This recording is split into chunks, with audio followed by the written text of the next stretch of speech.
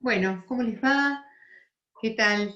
Es un placer poder compartir este material, este informe parcial de la investigación en curso, llevada adelante por la Coordinación de Investigación del IFA 805, Trelew, Chubut, Argentina.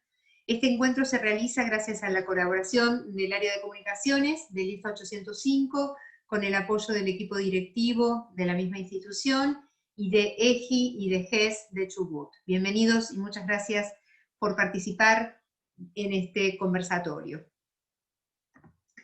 El área de investigación del Instituto 805 está a cargo de quien les habla, Magíster Viviana Delfino. También tengo la suerte de ser la directora, ¿sí?, de este equipo de investigación y de esta investigación. Comparto el trabajo con dos docentes de la casa, licenciada Silvina Martínez y profesora Yolanda Román, y con dos estudiantes avanzadas de artes visuales, Lucía Lagos y Lourdes Giglio. Algunas ideas sobre la investigación en el campo de la formación profesional de los docentes, que justamente sostienen, digamos, la impronta de esta investigación, es tomar conciencia de la parte formativa sumamente relevante que todavía hay que fortalecer de la investigación para los futuros docentes. El aporte que puede llegar a ser un trabajo propio, investigado, dentro de los contextos donde nos movemos, ¿sí? Y es un área que todavía requiere de mucho camino por recorrer. Un poco la apuesta, digamos, en divulgación de estos primeros avances de una investigación en curso tiene que ver con justamente dar cuenta de un trabajo que se viene haciendo, ¿sí? El área de investigación es justamente, como decíamos, una pata muy fuerte para sostener un trabajo eficaz, un trabajo profesional, reflexivo, ¿sí?, que contemple justamente la búsqueda, ¿sí?, la iniciación de respuestas y la búsqueda de algunas soluciones, ¿sí? Por lo tanto, en el trabajo que se lleva desde las áreas de investigación educativa y de los equipos que se conforman, nos da la posibilidad, ¿sí?, de formar desde el interior de los equipos y de su funcionamiento, ¿sí?, tanto sea colegas, profesores de la casa que no tengan experiencia en investigación, así como a estudiantes, ¿sí? Creemos fuertemente que es un trabajo que puede ser sumamente colaborativo, ¿sí?, desde las áreas, ¿sí?, mucho más allá de lo que reciben dentro de lo curricular, o para aportar y complementar justamente eso que reciben desde lo curricular. Bueno, los avatares del trabajo en medio del ASPO, creo que todos tenemos demasiadas anécdotas, demasiados planteos y búsquedas de soluciones como para explayarnos aquí en lo que fue justamente sostener un trabajo en este corte abrupto, ¿no?, del ASPO y de la educación virtualizada. Pero bueno, evidentemente lo que logramos organizar, más allá de que seguramente requiere de ajustes y demás, nos ha permitido llegar hasta aquí y presentarles este informe parcial de una investigación que justamente sigue en curso. El título de la misma se denomina de la siguiente manera: Efectos del aislamiento social, preventivo y obligatorio y la educación virtualizada sobre los parámetros estructurantes para el aprendizaje formativo del estudiante de nivel superior, en este caso del IFA 805. Algunas de las preguntas que sostienen esta investigación es justamente pensar qué efectos provoca el ASPO y la educación virtualizada sobre los parámetros estructurantes del aprendizaje del estudiante de nivel superior del IFA 805. Otra de las preguntas: ¿cómo se ve condicionado justamente el aprendizaje formativo ante el cambio de modalidad presencial a una educación devenida virtualizada, con soportes tecnológicos y totalmente online? Es un estudio de metodología exploratoria, obviamente, porque no se encuentran antecedentes, ¿sí? Y responde también, y sobre todo, a una investigación-acción, es decir, los resultados que se obtengan de la misma serán insumos para la casa, ¿sí? Para el instituto, para la Escuela de Arte, serán insumo para los profesores que somos parte justamente del equipo, cada uno de sus roles y de su función, ¿sí? Y nos permite la modalidad y la propuesta que hemos hecho hacer un análisis cuantitativo y cualitativo. El instrumento de recolección de datos es una encuesta que se organizó como de un formulario de Google, con preguntas directas, preguntas abiertas y preguntas con opciones, ¿sí? Y el tiempo de la toma, que consideramos que este dato es relevante, entre la segunda quincena de abril, ¿sí? Se toma, y la primera quincena de mayo del 2020, es decir, en pleno inicio de las cursadas, ¿sí? Y en pleno reacomodo de toda la propuesta educativa sostenida justamente en lo virtual. La muestra, por ende, está conformada por estudiantes de los profesorados de teatro, música y artes visuales, y también estudiantes de la tecnicatura de locución de todos los años de la carrera. Es decir, la encuesta se repartió en todos los estudiantes de todas las carreras que se dictan en lista 805. El total de encuestas recabadas es de 176 respuestas. Algunos datos generales, digamos, que se pueden compartir. Estos son las carreras que han participado, la cantidad de porcentajes de estudiantes, digamos, que han participado de las mismas, y está el 47,5% del profesorado de música, el 36,2% del profesorado de artes visuales, el 12,4% de un profesorado de teatro, y el 4% de la carrera de técnico en locución integral de radio y televisión. La respuesta por años de cursada, obviamente el primer año es la mayor cantidad de la muestra, el 39,5%, sigue el segundo año con un 24,9%, el tercer año con un 24,3%, y el cuarto año 11,3%, es decir, avanzado el año son menos las cantidades de estudiantes que van participando de esta encuesta, ¿no? y que responden justamente. Vamos a trabajar algunos conceptos claves, justamente que hacen a la posibilidad de encuadrar un análisis de los datos que se van obteniendo, ¿sí? Y ellos son, bueno, el ASPO, que no vamos a explayarnos porque todos sabemos de qué se trata, digamos, esta normativa sanitaria, que afecta a todos los sistemas sociales, el educativo, sin lugar a dudas, lo atraviesa totalmente, ¿no? Desintegrando el encuadre conocido. La educación virtualizada, que ahora la vamos a explayar, parámetros estructurantes y aprendizaje formativo, que son los conceptos claves para esta investigación. En cuanto a la educación virtualizada, se va a entender una educación que devino virtual, en eso coincidimos con todos los pensadores e intelectuales de la época, ¿sí? Devino virtual, no respondiendo ni a una modalidad virtual ni a una educación a distancia, aunque se hayan tomado algunos de sus recursos. Consideramos que estas dos modalidades tienen un alto tiempo, digamos, de trayecto y de trabajo, y se conforman ya con fundamentos muy firmes.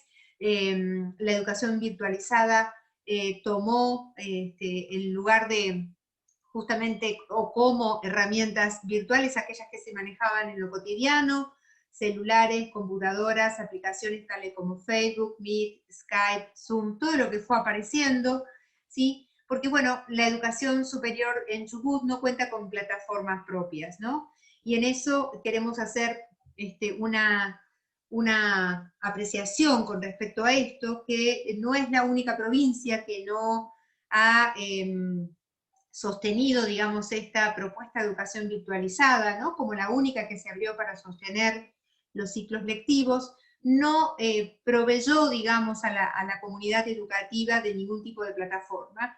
Tampoco lo han hecho otras provincias. Sí, en cambio, las universidades nacionales han contado con presupuesto y con una plataforma que permitió una apertura y una mayor rapidez en organizar los recursos, ¿sí? Para bueno, que los alumnos puedan estar conectados más rápidamente y sosteniendo todas las cursadas con una adaptación rápida, ¿no? Esto va a generar sin dudas un quiebre, una brecha, mejor dicho, mayor entre lo que es la educación superior, la formación docente particularmente, y aquella que brinda las universidades.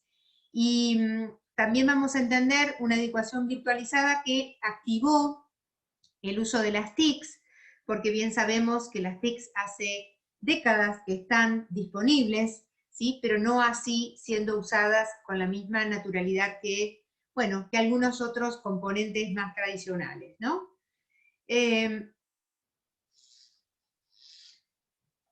Por parámetros estructurantes del aprendizaje, son aquellos aspectos que enmarcan el aprendizaje escolar académico, ¿sí? Que responden a modelos educativos sistematizados, conocidos y novedosos, ¿no? Dentro de los cuales se genera un proceso de enseñanza y un proceso de aprendizaje, y contempla toda la complejidad que conllevan, porque dichos parámetros se encuentran en constante interrelación. En la muestra, los parámetros estructurantes que vamos a tomar en cuenta va a ser justamente todo lo que acompaña el aprendizaje formativo conocido por nuestros estudiantes, justamente en un formato clásico y tradicional, es decir, vamos a tomar en cuenta el el parámetro estructurante de un aprendizaje formativo, ¿sí? Que se tenía antes de la pandemia, ¿sí? Por eso decimos que es clásico y tradicional, que contemplaba una clase presencial, la presencia física del docente en el aula, la participación de un grupo clase con recursos y herramientas cognitivas preparados por parte del estudiante para responder a esas exigencias, y con un manejo de la emocionalidad determinado por ese encuadre, ¿no?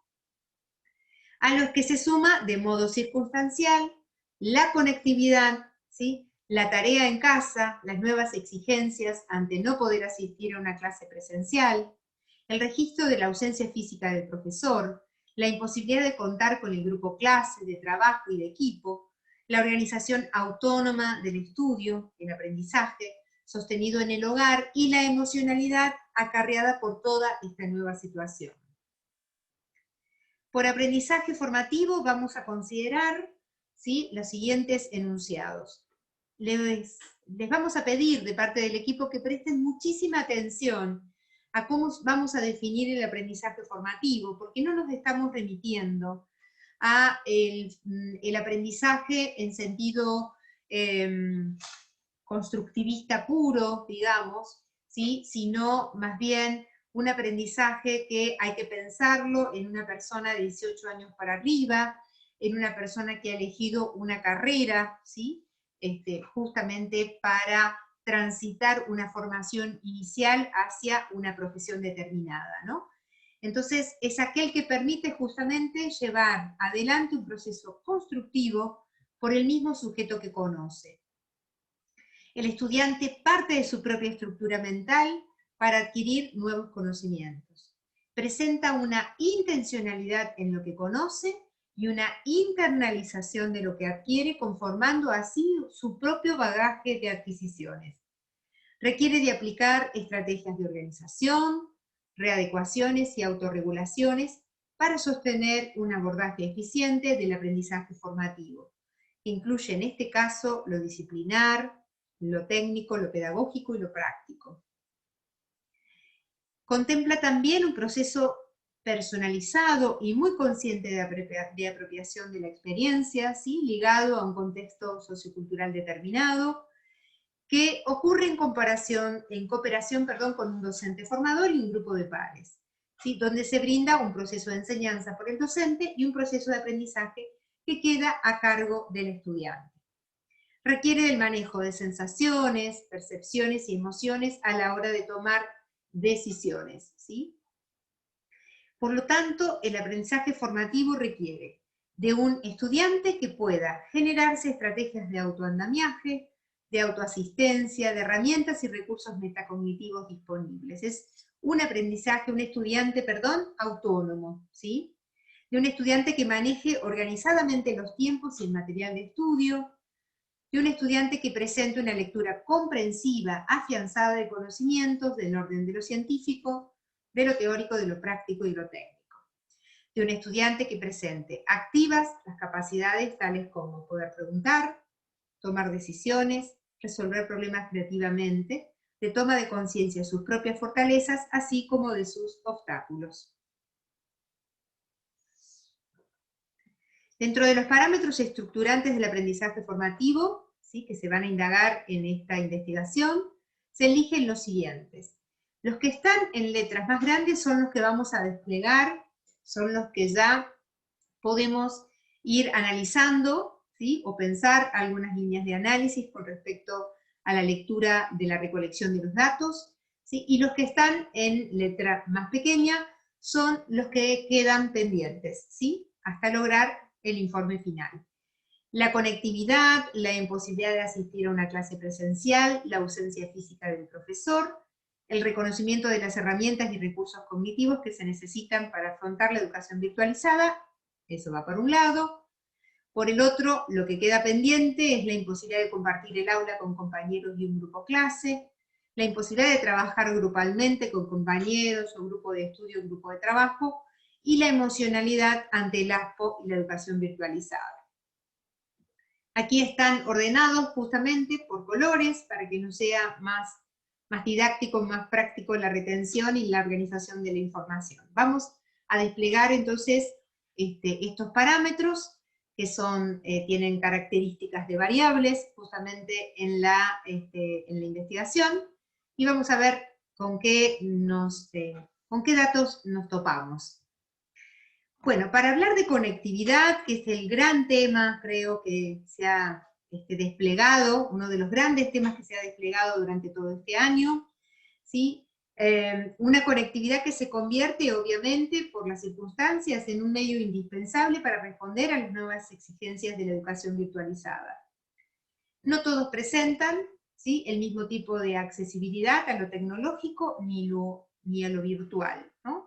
Partimos de esa premisa, y para analizar un poco justamente este enunciado, tomamos como dos grandes temas que ahora los voy a desplegar en breve nada más, pero que son justamente los que enmarcan el análisis de esta variable, que es, por un lado, pensar la conectividad como derecho, rescatando que en junio del 2016, la ONU decreta la conexión a Internet como parte de los derechos humanos, justamente por considerar que ningún ser humano puede estar desconectado, ¿sí?, y por considerar justamente que la conexión ayuda a una formación más íntegra, a un puntal para el ejercicio de su ser ciudadano activo, digamos, en sus comunidades y sociedades, ¿sí? Por lo tanto, la conectividad se considera justamente una fortaleza para la formación integral de cualquier ciudadano, ¿no?, de cualquier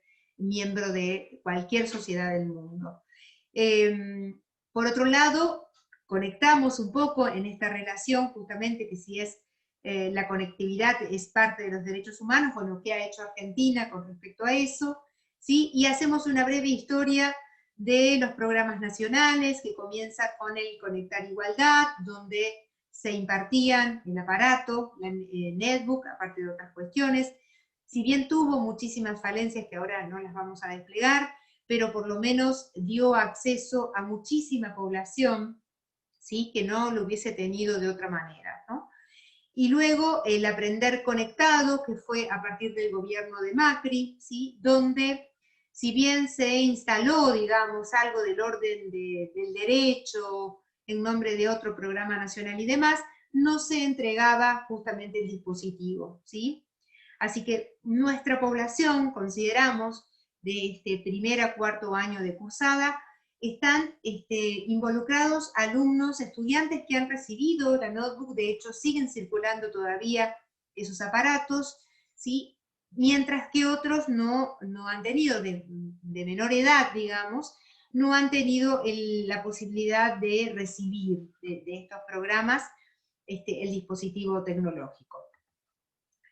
Se indaga sobre dos aspectos con respecto a esta variable, que es, primero, preguntarle al estudiante si cuenta con un mínimo de conectividad o acceso a Internet, ¿sí? Nos encontramos con un 60,6% de que sí, ¿sí?, un 35,4% de a veces, y solamente un 4%, ¿sí?, de que no accede.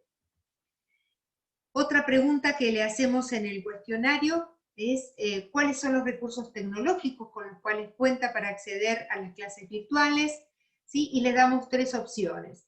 Conexión de Wi-Fi y computadora, 56,6%, conexión de Wi-Fi celular o tablet, 19,4%, celular con datos para acceso a Internet, 17,7%. Y otros, ¿sí?, que más bien plantean las dificultades de no tener justamente ningún aparato, ningún dispositivo, ni ninguna conexión, ¿sí?, a la red, ¿no?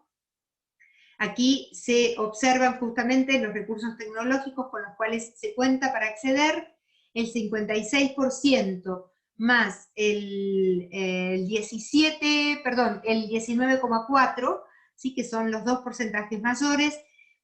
Hay conexión a Wi-Fi mínima a través de los celulares, que sabemos que es bastante incordioso, pero por lo menos hay algunas alternativas.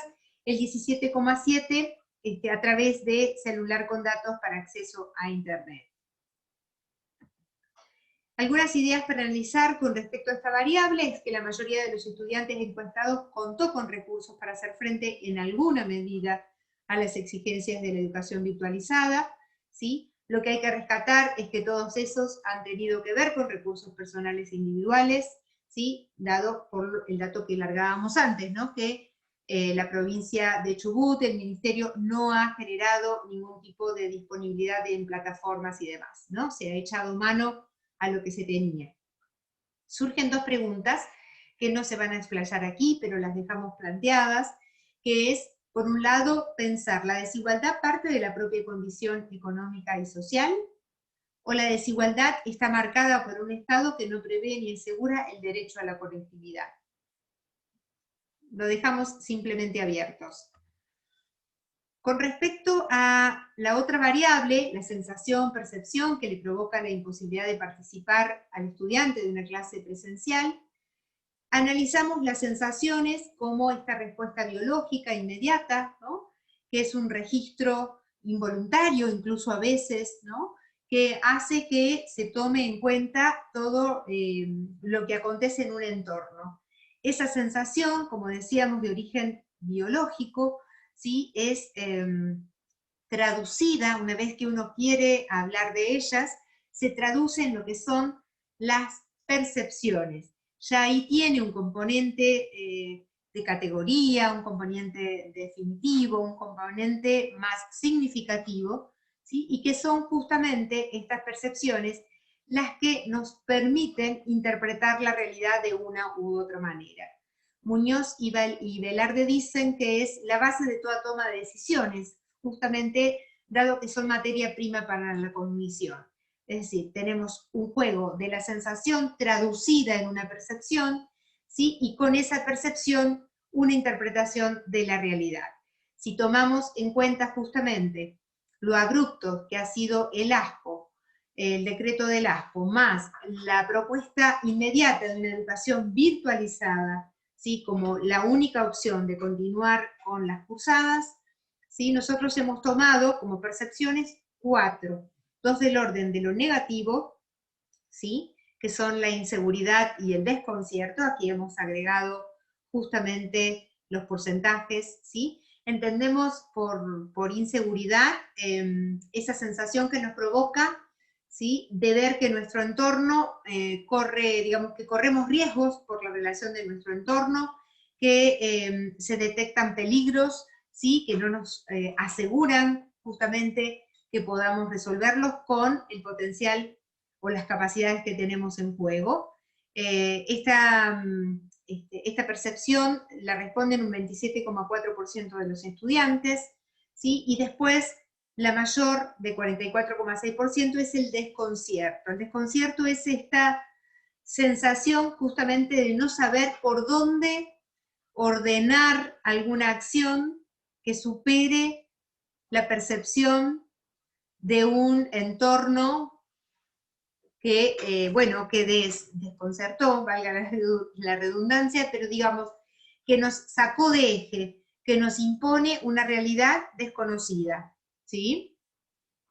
Por otro lado, hemos pensado, digamos, para hacer un contrafrente a las percepciones negativas, más obstaculizadoras, ¿sí?, más obturantes, menos operativas, ¿sí?, hemos tomado dos del orden de lo positivo, habilitador, ¿sí? Que genera proactividad, búsqueda de soluciones y demás, que es el entusiasmo y la motivación. El entusiasmo como esta primera reacción habilitadora, ¿sí? Que tiene que ver como con una suerte de curiosidad de ver, bueno, a ver qué hacemos ahora, ¿sí? De sentirse seguros de abordar esa instancia justamente, ¿sí? Y la motivación, que es este motorcito interno que nos permite justamente plantearnos objetivos, ordenar las tareas, las actividades para poder conseguirlos, ¿sí? Esto, fíjense los porcentajes menores, ¿sí? En el entusiasmo 8,4, motivación 9,1, ¿sí?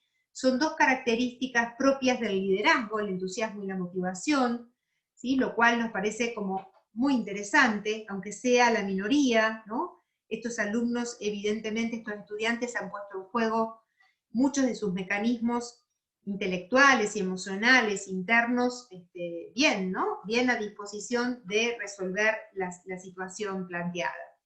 Y le hemos dado justamente una opción abierta, ¿sí? Pero que las categorías remiten a aspectos absolutamente negativos, digamos, ¿no? Otros aspectos, quizás no inseguridad y desconcierto, pero que tienen que ver justamente con la imposibilidad de superar lo abrupto de este evento, ¿no? Bueno, aquí están el cuadro de porcentajes, ¿sí? Esperen un segundito ahí. Y algunas ideas justamente que empezamos a pensar a partir de la lectura de estos datos, es que el desconcierto seguramente ha sido una de las razones que ha llevado a muchos de nuestros estudiantes a abandonar los estudios, abandonar incluso alguna de las cursadas, aunque sea temporalmente, ¿no? Es como una hipótesis que empieza a surgir. Han prevalecido las respuestas más del orden de lo negativo y obstaculizador, en lugar de las respuestas más favorecedoras, de afrontamiento proactivo y resolutivo, ¿sí? La toma de decisiones pareciera ser que ha tenido más que ver con este registro de las percepciones negativas y no tanto con la continuidad de las cursadas y conseguir el objetivo de recibirse, por ejemplo, ¿no? O sea, como que la motivación no alcanzó, ¿sí? Para permitirle a estos estudiantes acomodarse, flexibilizarse y continuar, ¿no? Sus estudios. Las escasas respuestas del orden justamente de las percepciones positivas, habilitadoras, están directamente relacionadas con autopercepciones, donde se mide más el propio potencial, la autorregulación de las acciones, la autoconfianza en la superación de los obstáculos, la capacidad metacognitiva de acomodarse y adaptarse a las nuevas circunstancias académicas, ¿sí? Las percepciones de entusiasmo y de motivación son características de perfiles de liderazgo, decíamos, y que si bien acá, bueno, en general el liderazgo se mide justamente porque hay un grupo que es guiado por la persona que es el líder, ¿no? Y que genera ahí toda una impronta de, bueno, de acciones y de objetivos a alcanzar, etcétera, etcétera. Sin dudas que estos dos aspectos propios de las características de un líder están en la persona, es decir, que podemos pensar que estas características se han vuelto sobre sí mismos, digamos, como una autovaloración de estas impronta y estos perfiles más proactivos, ¿no? Es decir, ser líder no significó necesariamente pensar en cómo guiar a un grupo, sino cómo guiarse a sí mismo. Y los estudiantes que han podido continuar con su formación saldrán sin dudas más fortalecidos. Eso no tenemos dudas, ¿no? Que la experiencia ha sido de aprendizaje absoluto, de flexibilización y acomodamiento de muy profunda manera, y esto ha generado una experiencia en los estudiantes que la han transitado que no la van a tener aquellos que decidieron esperar. Otra de las variables que logramos en este informe parcial ya más o menos aproximarnos a un análisis más concreto, ¿no? son los efectos sobre el aprendizaje ante la no presencia física del profesor. El proceso de enseñanza y proceso de aprendizaje se ponen en acción en una clase presencial. Nosotros tuvimos, digamos, que analizar justamente el efecto de la no presencia por aquello que se jugó en la presencia, ¿sí? Y bueno, los autores nos dicen que en una clase presencial siempre el docente tiene una postura paradigmática, determinando lugares para el docente como para el estudiante, ¿sí? No es lo mismo un docente sumamente tradicional, expositivo, academicista, ¿sí? Que deja al estudiante en un lugar pasivo y receptivo, que un docente mucho más actualizado, inquieto, flexible, de intercambio constante, ¿no? Y de considerar justamente que el alumno tiene un lugar sumamente activo en la clase, ¿no? Sabemos muy bien que en este tiempo coexisten posturas paradigmáticas totalmente distintas, ¿sí? Y que los estudiantes las reciben, ¿no? No tienen formadores todos dentro de la misma línea paradigmática. La idea de todo esto es pensar cuál es la que prevalece, cuál es la que el estudiante está tomando, ¿sí? También como una instancia formativa. En una clase presencial también se determina por una disciplina que se imparte y de las necesidades específicas de las mismas, técnica, teórica o práctica, ¿sí? El uso de las TICs también ha tenido que ver si en las clases presenciales el profe tenía un mayor o menor medida de usarlas, la adecuación a esta no presencia física del profesor quizás hubiese sido como más paliativo, ¿no? Recordemos que los modelos de enseñanza generan modelos de aprendizaje formativo, ¿no? Bien sabemos, los autores, digamos, contemporáneos, todos acuerdan que el aprendizaje es una instancia absolutamente personalizada, es una construcción propia del sujeto, ¿sí? Pero los modelos de enseñanza en esta etapa formativa generan modelos de aprendizaje específicos, ¿sí? Más allá de la heterogeneidad, consideramos que la no presencia física del profesor justamente se ha vivenciado por esos estudiantes en función de lo que imprimía, ¿sí?, ese modelo de enseñanza y de lo que formateó en las instancias y el acceso al aprendizaje que se ponía en juego. También la presencialidad genera un clima áulico con manejo de las emociones, las frustraciones y las gratificaciones, ¿sí? Genera un intercambio comunicacional determinado, plantea una organización en un espacio y tiempo para sistematizar su materia, ¿sí? Todas estas cuestiones han estado totalmente atravesadas por lo abrupto del ASPO y de la educación virtualizada, ¿sí? Los climas de aula, digamos, estuvieron condicionados por justamente por ese tiempo y ese espacio desdibujados, tanto como lo conocíamos, y generando intercambios comunicacionales que justamente pudieron verse totalmente revertidos, ¿sí?, por la cuestión de, bueno, del corte de la presencialidad, ¿no? Entonces, todas estas variables hacen a que un estudiante responda a pautas de encuadre, áulico, ¿no? Y son esas pautas de encuadres las que tiene en su haber este alumno, o tenía en el momento de la toma del instrumento, ¿sí? Y sobre ese choque, digamos, de formatos o de encuadres, como decíamos recién, es que pudo generar las respuestas. Obviamente que las respuestas de los estudiantes nos dejan ver los modelos de enseñanza reinantes, ¿no?, como decíamos recién.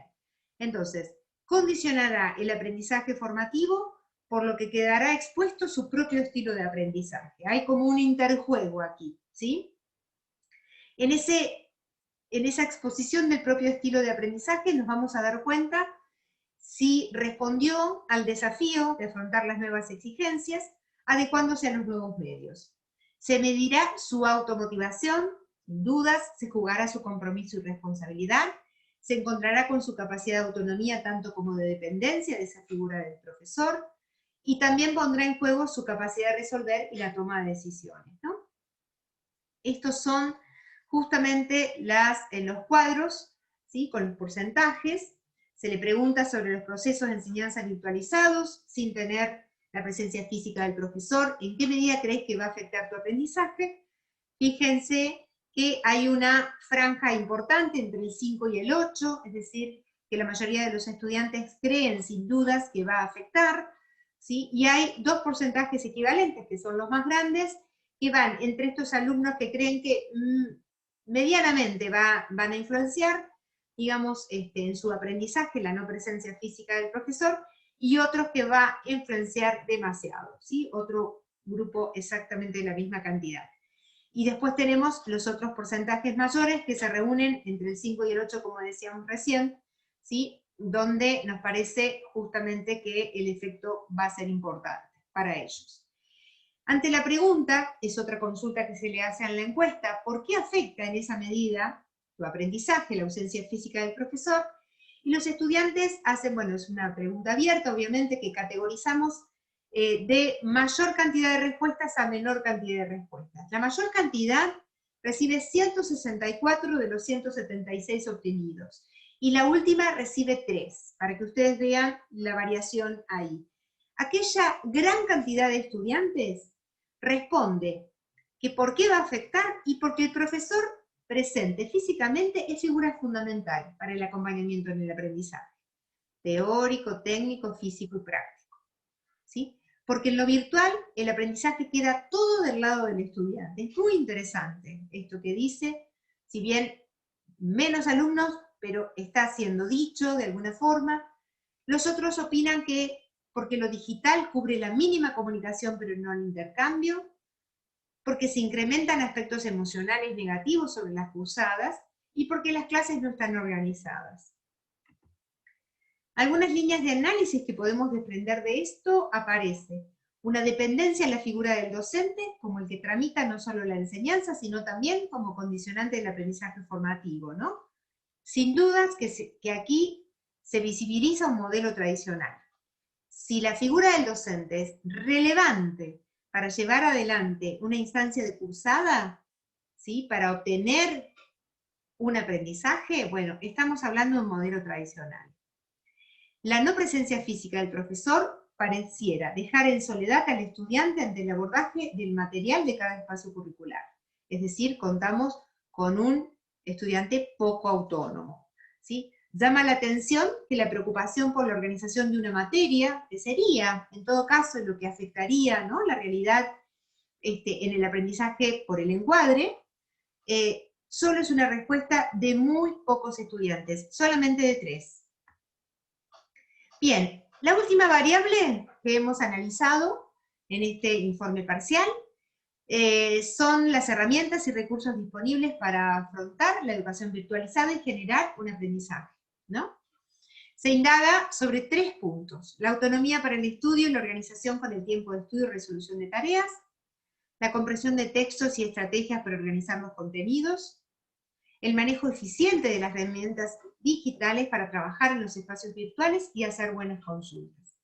Primero, hay 3 preguntas que se le hacen en la encuesta sobre esta variable. La primera es que ellos puedan reconocer cuál de estas opciones son las que exige la educación virtualizada, ¿sí? Cuando se le pregunta, fíjense qué interesante, el 35,4% habla de que lo que va a necesitar es autonomía para el estudio y la organización con el material, ¿no?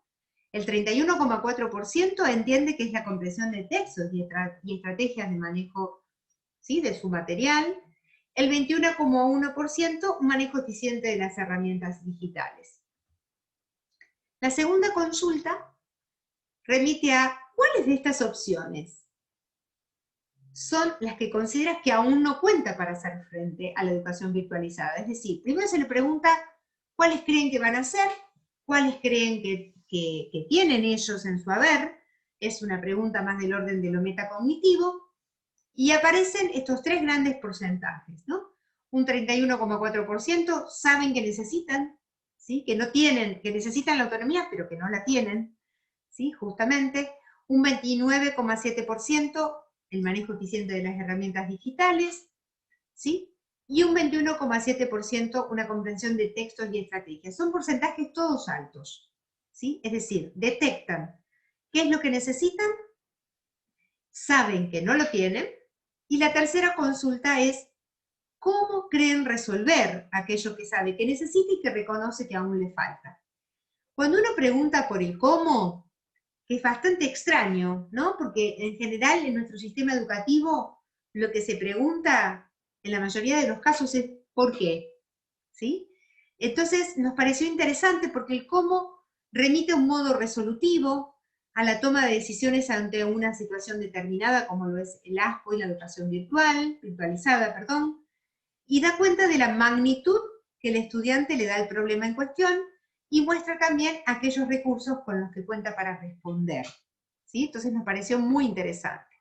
Aparecen tres grandes categorías de análisis. Primero, aquellos que piensan que hay acciones posibles de concretar y de superar la condición inicial. Se han detectado de una forma lineal, pero por lo menos creen que pueden superarla, ¿no? Si han detectado que la educación virtualizada requiere de una autonomía, ¿sí? O de una organización del tiempo, y ellos saben que les falta justamente la organización con el tiempo, bueno, entonces se van a organizar, ¿sí? Estos son los tipos de respuestas que podemos ir leyendo, ¿no? Cuando uno sigue estas tres preguntas, ¿no? Y consultas que se le hace en la encuesta justamente. Entonces, aparecen organizar el tiempo, las rutinas, solucionar problemas de conectividad y de manejo de recursos, adaptarse, reforzar tareas, buscar colaboración con compañeros o extraacadémica, organizar un espacio apto para el estudio en la casa. Otro grupo no se visibiliza ninguna acción superadora. ¿Aluden al mismo problema detectado o refieren a un nuevo problema? ¿Sí? Totalmente, o sea, el problema es que tengo esto, que me pasa, que necesito manejo de las herramientas digitales, por ejemplo, y detectado eso, lo único que se les ocurre decir es agregar otro problema más, ¿sí? Y otro grupo que nos llama poderosamente la atención es la superación se deposita en entes externos o al azar, ¿no? Primero, depende de la organización de los profesores o del coordinador, esperan el regreso de la normalidad y asumen que el instituto formador o el Estado debe resolver la situación. Nos preguntamos, ¿cuál situación? ¿La de su propio aprendizaje? ¿Sí? ¿La de la conectividad? ¿Sí? Quedan ahí, ¿no? Diciendo, bueno, que el afuera tiene que resolverles sus cuestiones. Algunas ideas para analizar, bueno, sin dudas la heterogeneidad de la población estudiantil lleva a diversos modos resolutivos, ¿no? El estudiante toma la relevancia de las exigencias en un aprendizaje formativo, aparentemente cuando toma conciencia de las nuevas exigencias de la educación virtualizada. Los parámetros externos se cambian y entonces los internos necesariamente también, ¿no? Para hacerlas frente. Aquellos que plantearon una superación de las exigencias de la educación virtualizada actuaron sin dudas desde la reflexión, la autonomía y la responsabilidad de asumir esta instancia como un desafío, con cambios sobre su desenvolvimiento. Aquellos que no lograron plantear acciones superadoras, es posible que hoy sean del grupo de los que no siguen cursando o bien lo estén haciendo con serias dificultades, ¿sí? Pareciera que no todos los estudiantes cuentan con los requisitos básicos de un aprendizaje formativo, ¿sí? Autonomía, organización, comprensión de textos, adaptación a las nuevas exigencias, toma de decisiones para afrontar la resolución de lo que se presenta como un problema, ¿no? Estos resultados dan cuenta de un problema de base, eso es lo que analizábamos dentro del equipo, ¿no? Que se visibiliza con respecto a las herramientas y recursos cognitivos que un estudiante de nivel superior debería contar, por asumir una cursada y un aprendizaje formativo, más allá del modo en que éste se presente. No todos cuentan con eso, ¿no? Se va a generar una brecha muy importante entre los estudiantes que asumieron el desafío de la educación virtualizada, generando alternativas, flexibilidad y toma de decisiones, con respecto a los estudiantes que se posicionaron en esperar que la afuera se modificara, ¿sí? Creemos que, bueno, varias cosas empezamos a pensar, ¿no? ¿Qué pasa con el registro en estos futuros docentes de lo que es el aprendizaje propio? ¿Sí? es muy escasa la autopercepción metacognitiva, ¿sí? Porque de ser así hubiesen podido justamente afrontar con los recursos, y así también con los obstáculos, justamente, ¿no?, una salida más airosa de toda esta situación. Bueno, muchísimas gracias por estar ahí del otro lado. Nos queda aún un tiempo de trabajo para revisar el resto de las variables y realizar el informe final de toda la investigación. Pero queríamos ya poner a circular algunos de los resultados porque justamente creemos que son elementales para pensar un 2021, ¿sí?, empezando a definir una suerte de post-pandemia a partir de la lectura de los efectos sobre los parámetros estructurantes del aprendizaje formativo que dejó el ASPO y la educación virtualizada. Creemos que este perfil, ¿sí?, de estudiante que comienza a aparecer con características de, bueno, justamente de poco manejo autónomo de las condiciones en que se presenta su rol y su función como tal, en sus propias carreras, ¿sí? Muchísima deserción ha habido, ¿no?, por distintas razones, pero creemos que también esto del desconcierto como una de las variables que entraron en juego condicionaron las decisiones, ¿sí?, de seguir adelante y de afrontar esto. Bueno, muchas gracias por este espacio, les dejo un abrazo grande, que tengan un buen fin de año, ha sido un año extraordinariamente único en todos los sentidos posibles. Agradezco infinitamente al equipo, los vuelvo a nombrar, licenciada Silvina Martínez, profesora Yolanda Román, las alumnas avanzadas de artes visuales Lucía Lagos y Lourdes Giglio, que han estado adaptándonos, ¿sí?, en un equipo, bueno, que de repente cambió, tuvo que cambiar como todas las instancias su modo de funcionamiento. Pero bueno, hasta aquí ya hemos llegado, seguiremos trabajando para alcanzar un informe final y poder divulgar, digamos, los resultados generales y definitivos de esta investigación. Muchas gracias a todos.